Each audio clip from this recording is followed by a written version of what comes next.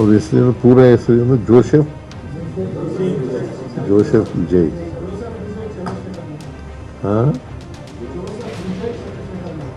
ಚಂದ್ರಶೇಖರನ್ ಅಂತ. Surprising result ನೋಡ್ರಿ. West ಬೆಂಗಾಲ್ನಲ್ಲಿ 15 ವರ್ಷ ಮಮತಾ ಬ್ಯಾನರ್ಜಿ ಅಧಿಕಾರದಲ್ಲಿ ಇದ್ಲು. 15 ವರ್ಷಗಳ ಕಾಲ 3 ಎಲೆಕ್ಷನ್ನಲ್ಲಿ ಗೆದ್ದಿದ್ದು.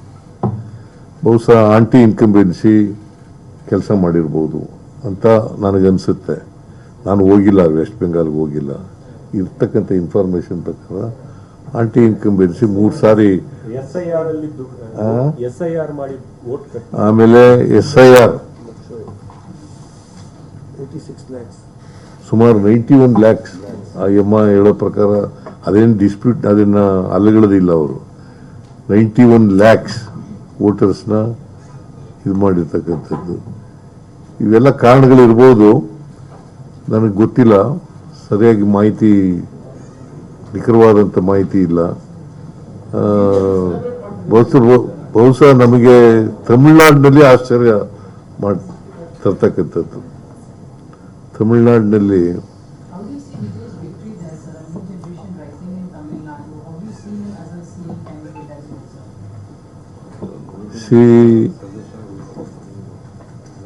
in the election these things do happen.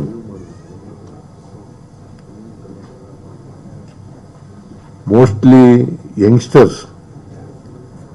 voted for film artist Mr. Vijaya.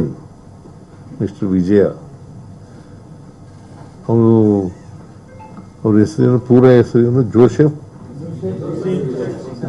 Vijay.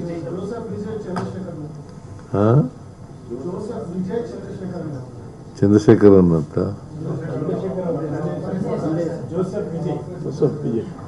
Joseph Vijay ಅಂತ ನಂಗೆ ಗೊತ್ತಿರೋದು. ಚಂದ್ರಶೇಖರ್ ಅಂತ ನೀನು ಸ್ವಲ್ಪ ಅಡಿಷನಲ್ ಆಗಿ ಹೇಳ್ತಾ ಇದೀಯ, ನಂಗೆ ಗೊತ್ತಿಲ್ಲ. ನನಗೆ ಜೋಸೆಫ್ ವಿಜಯ್ ಅಂತ ಬರೆಯಪ್ಪ ಸಾಕಷ್ಟೇ.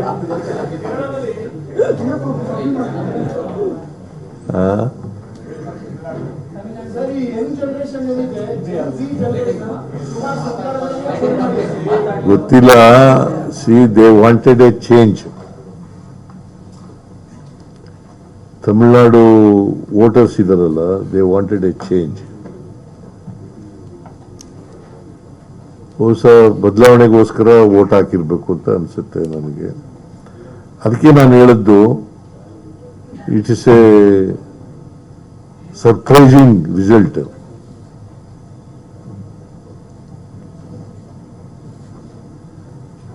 ಅದು ಕೇರಳ ಎಕ್ಸ್ಪೆಕ್ಟ್ ಮಾಡಿದ್ದು ನಾವು. ನಮ್ಮ ಎಕ್ಸ್ಪೆಕ್ಟೇಷನ್ಗಿಂತ ಜಾಸ್ತಿ ಬಂದಿದೆ.